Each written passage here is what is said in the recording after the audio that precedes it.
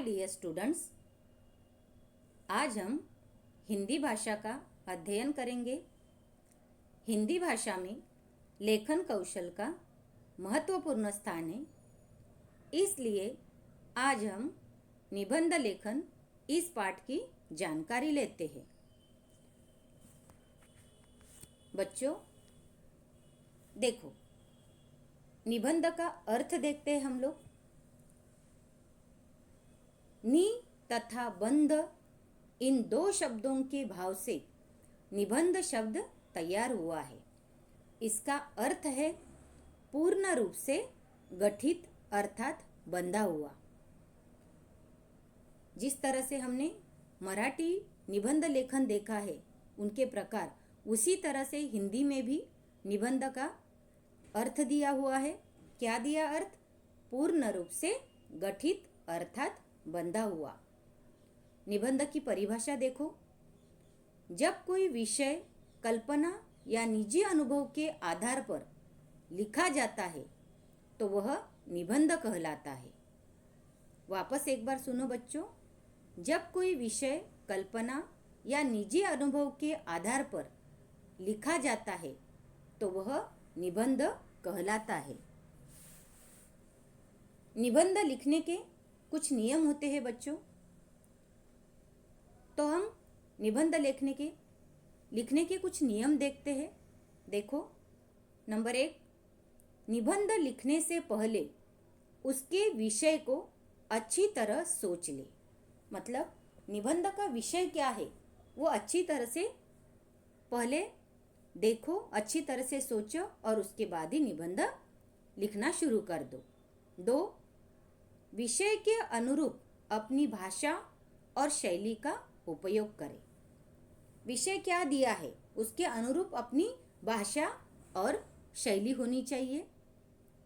3, निबंध को 3 भागों में बांटिए। मतलब अच्छी तरह से परिच्छेद करके लिखना है 3 भागों में। कि पहले भाग में निबंध की शुरुआत हम करते हैं, तो निबंध की शुरुआत करते समय हमें कैसी करनी चाहिए? जो निबंध का मध्य भाग होता है उसमें हमें निबंध का जो विषय है उसके अनुसार क्या लिखना है, और तीसरे भागों में निबंध का हम समापन कैसे करते हैं वो लिखना होगा। इस तरह से निबंध को 3 भागों में बांटना चाहिए। 4, निबंध के विषय का परिचय दीजिए। 5, विषय को विस्तार से लिखिए। निबंध का विषय क्या है वो अच्छी तरह से सोच समझकर विस्तार पूर्वक निबंध लिखना चाहिए। 6, विषय का समापन कीजिए। विषय का समापन कीजिए मतलब अंत में हम निबंध का समापन कैसे करना चाहिए? निबंध का समापन अंत में अच्छी तरह से होना चाहिए। 7, निबंध लिखते समय हर नई बात के लिए नया अनुच्छेद लिखिए। मतलब अगर हमें हर नई बात अगर लिखनी हो तो उसके लिए नया पैराग्राफ करना चाहिए, नया अनुच्छेद करना चाहिए। 8, जरूरत पड़ने पर मुहावरों का या कविताओं का प्रयोग करें। और अंत का क्या दिया है? जरूरत पड़ने पर मुहावरों का या कविताओं का प्रयोग करें। इस तरह से निबंध लिखने के कुछ नियम होते हैं बच्चों। इस नियमों को ध्यान में रख के निबंध लेखन करना चाहिए। समझ में आया आपको? निबंध के कुछ नियम क्या क्या बताया मैंने? पहला नियम क्या बताया? कि उसके विषय को अच्छी तरह से सोच के निबंध शुरुआत करें। निबंध के विषय को अनुरूप अपनी भाषा और शैली होनी चाहिए। निबंध को 3 भागों में बांटना चाहिए। निबंध के विषय का परिचय देना जरूरी है। उसके बाद विषय को विस्तार से लिखना जरूरी है। विषय का समापन अच्छी तरह से होना चाहिए। 7, हर नई बात जब हम लिखते हैं तो उसके अनुसार हमारा पैराग्राफ मतलब अनुच्छेद होना चाहिए, और जहाँ पे ज़रूरत है वहाँ पे अच्छी तरह से कविताओं का, सुविचारों का, मुहावरों का प्रयोग करना चाहिए। इस तरह से ये जो अलग अलग प्रकार के आपको 8 पॉइंट दिए हैं उसके अनुसार आपको निबंध लेखन करना चाहिए। अब देखो बच्चों, निबंध के प्रकार। देखो, निबंध के 4 प्रकार है।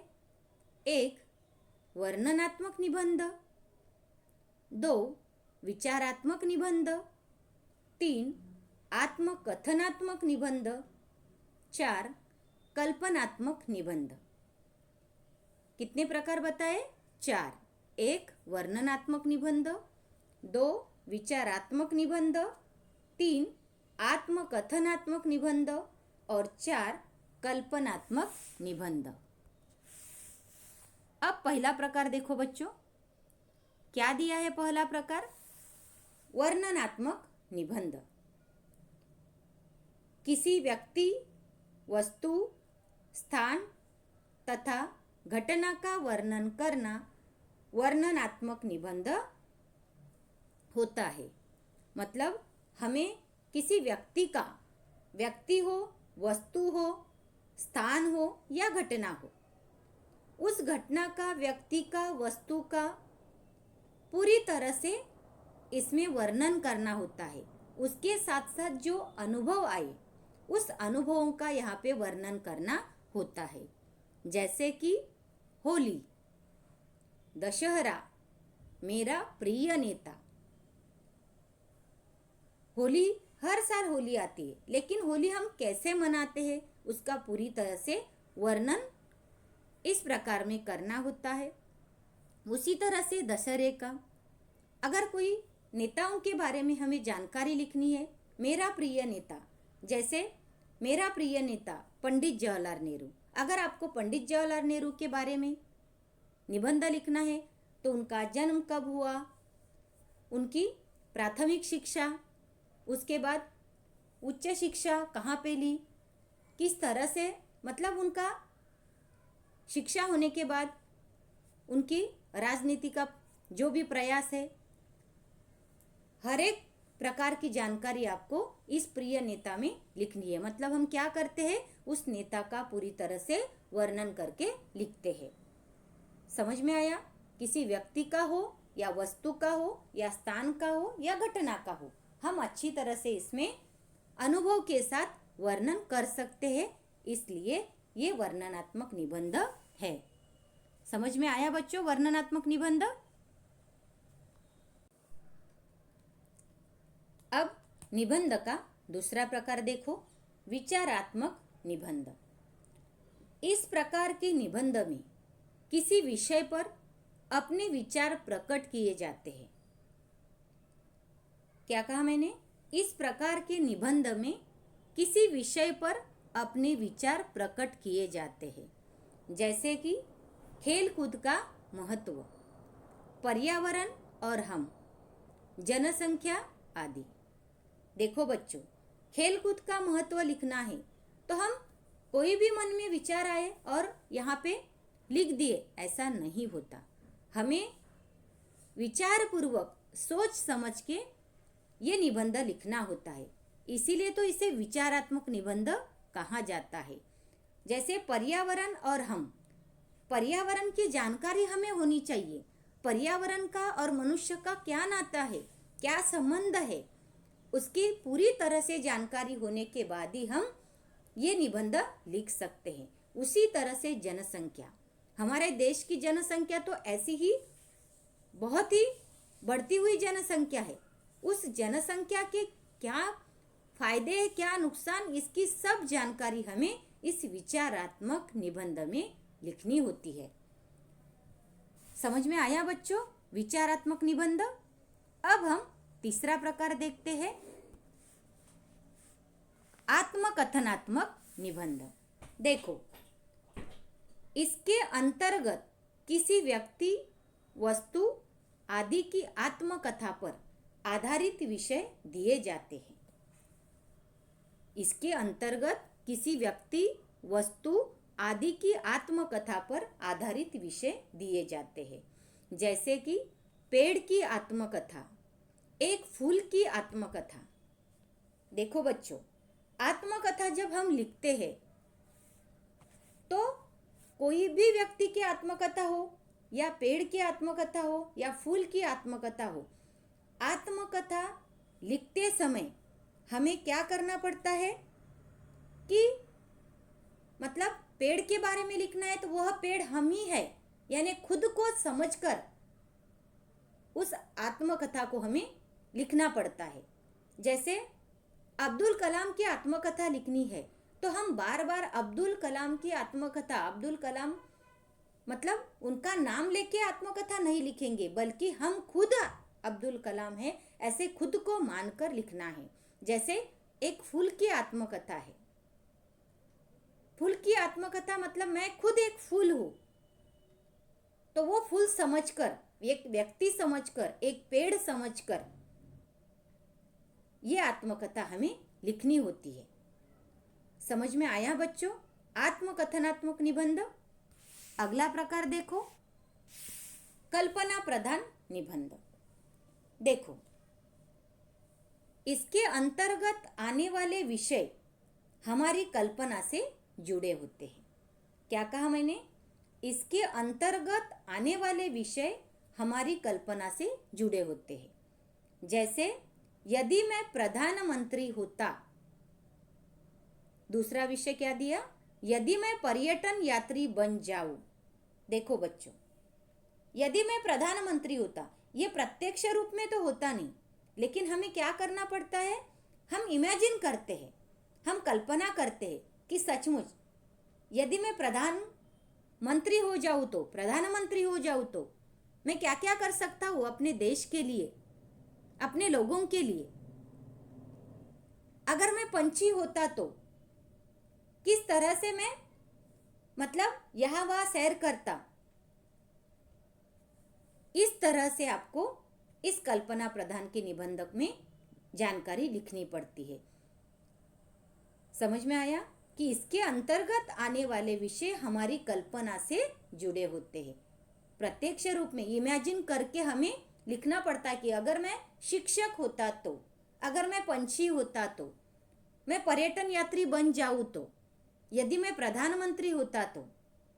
समझ में आया? ऐसे विषय को कल्पना करके आपको ये निबंध लिखना है। इस तरह से ये निबंध के 4 प्रकार होते हैं बच्चों। पहला प्रकार क्या बताया? एक वर्णनात्मक निबंध, दूसरा प्रकार विचारात्मक निबंध, तीसरा प्रकार आत्मकथनात्मक निबंध और चौथा प्रकार कल्पना प्रधान निबंध। तो ये चारों प्रकार आपको अच्छी तरह से समझ में आए होंगे। आपको परीक्षा में भी अगर कोई भी 2-3 निबंधों में से एक निबंध अगर पूछा तो आपको क्या करना है? एक निबंध लिखना है, लेकिन निबंध का विषय डालने के बाद आपको कोष्टक में यानी ब्रैकेट में निबंध का प्रकार लिखना जरूरी है, क्योंकि कौन से प्रकार का निबंध है वो लिखना आपके लिए अनिवार्य है। समझ में आया? तो ये 4 प्रकार आपको निबंध के बताए। अब हम प्रत्यक्ष एक निबंध का सविस्तर जो निबंध है वो अच्छी तरह से समझते हैं। देखो बच्चों, आपको एक निबंध ही यहाँ पे मैंने दिया है, एक फूल की आत्मकथा। मतलब ये निबंध का तीसरा प्रकार जो मैंने बताया था आपको, आत्मकथनात्मक निबंध। एक फूल की आत्मकथा, तो वो फूल खुद ही हम हैं ऐसे समझकर फूल की आत्मकथा हमें लिखनी है। देखो अभी, जी हाँ, मैं गुलाब का एक मुरझाया हुआ फूल हूँ। 2 दिन पहले लोग मेरे रंग और रूप पर मोहित होते थे, पर आज मेरी और कोई देखता तक नहीं। देखो, गुलाब का फूल क्या कह रहा है कि मैं एक मुरझा हुआ फूल हूँ। 2 दिन पहले लोग मुझे मेरे रंग और रूप पर मोहित होते थे, आकर्षित होते थे, लेकिन आज मेरी तरफ कोई देखता भी नहीं। आगे देखो, मेरा जन्म बगीचे में एक पौधे पर हुआ था। मुझे देखकर माली बहुत खुश हुआ था। धीरे धीरे मेरी पंखुड़ियाँ खिलने लगी और देखते देखते मैं एक सुंदर फूल बन गया। देखो बच्चों कि मेरा जन्म कहाँ हुआ? मैं एक फूल हूँ, खिलता हुआ फूल हूँ। मेरा जन्म एक बगीचे के पौधे पर हुआ था। मुझे देखकर माली बहुत खुश होता था, प्रसन्न होता था। धीरे धीरे मेरी पंखुड़ियाँ खिलने लगी और मैं एक सुंदर फूल, देखते देखते मैं एक सुंदर फूल मतलब बन गया। क्योंकि माली क्या करता था? रोज आके पौधे पर पानी डालता था, देखरेख करता था। इसीलिए मैं अच्छी तरह से मेरी पंखुड़ियाँ खिलने लगी और मैं एक सुंदर फूल बन गया। मेरे आसपास मेरे जैसे और कई फूल थे। बगीचे में चारों ओर हमारी सुगंध फैल रही थी। मैं बगीचे में अकेला ही नहीं था, मेरे साथ बहुत कुछ फूल थे और इसलिए फूलों की खुशबू चारों ओर फैल रही थी। रंग बिरंगी तितलियां हमारे आसपास उड़ रही थी। भौरे भी हम पर मंडरा रहे थे। मतलब रंग बिरंगी तितलियां भी यहाँ वहाँ हमारे आसपास उड़ रही थी और भौरे को भी रहा नहीं गया, वो भी हमारे आजू बाजू में मंडरा रहा था। आगे देखो, सुबह माली मेरे पास आया। उसने हमें डाल से तोड़कर एक टोकरी में रखा। इसके बाद वह बेचने के लिए अपनी दुकान पर ले गया। देखो बच्चों, माली आया और उसने मुझे तोड़कर क्या किया? उसने टोकरी में रखकर एक दुकान पे लेके गया। थोड़ी देर बाद दुकान पर एक भक्त आया। उसने माली से एक गुलाब खरीदना चाहा। माली ने मुझे इसके हाथ बेच दिया। दुकान पर एक भक्त लेके गया और उसने माली से एक गुलाब खरीदना चाहा और उसने मुझे बेच दिया। वह भक्त सीधे मंदिर पहुंचा। उसने मुझे भगवान के सिर पर चढ़ा दिया। देखो बच्चों, यहाँ पे भगवान न शब्द बाय मिस्टेकली रह गया है तो भगवा हो गया, वहाँ पे आपको भगवान करना है। उसने मुझे भगवान के सिर पर चढ़ा दिया। मैं अपने भाग्य पर फूला न समाया, क्योंकि भगवान के सिर पे चढ़ा दिया इसके लिए मैं बहुत खुश हो गया। फूला न समाया यानी मुझे अत्यधिक आनंद हुआ, मैं बहुत ही खुश हो गया। दूसरे दिन पुजारी ने मुझे भगवान के सिर से उठाया और कूड़े कचरे में फेंक दिया। भगवान के सिर, यहाँ पर भी सिर होना चाहिए तो ये हो गया, तो यहाँ पे आप र करो। भगवान के सिर से उठाया और कूड़े कचरे में फेंक दिया। इस छोटी सी जिंदगी में मैंने बहुत कुछ देखा और अनुभव किया है। अब मैं यही पड़ा पड़ा अपनी अंतिम घड़ियां गिन रहा हूँ। मतलब फूल ने क्या किया? अपनी पूरी आत्मकथा बताई कि मैं पहले कैसे था, मेरा जन्म कहाँ हुआ था, फिर धीरे धीरे मैं फूल कैसे बन गया, मेरी ज़रूरत पड़ी तो लोगों ने मुझे भगवान के सिर पर रखा। उसके बाद दूसरे दिन मैं मुरझा हुआ था, इसके लिए वहाँ से उठकर मुझे कूड़े कचरे में डाल दिया और वहाँ पर ही मैं अब मेरी सांस की अंतिम घड़ियाँ गिन रहा हूँ। इस तरह से अपनी फूल ने आत्मकथा बताई। इसी तरह से हर व्यक्ति की, वस्तु की, फूल की आपको आत्मकथा लिखनी है। समझ में आया बच्चों आपको? निबंध लेखन, निबंध का अर्थ देखा, उसकी परिभाषा देखी, निबंध के प्रकार देखे और प्रत्यक्ष एक निबंध भी हमने अच्छी तरह से समझा। आज हमारा निबंध लेखन का पाठ यहाँ पर ही समाप्त होता है। अब मैं आपको एक स्वाध्याय देती हूँ। स्वाध्याय लिखो। मेरा प्रिय खेल, ये वर्णनात्मक निबंध है बच्चों। आपको कौन सा प्रिय खेल पसंद है इसका वर्णन आपको करके अपने नोटबुक में, अपनी कॉपी में लिखना है। धन्यवाद।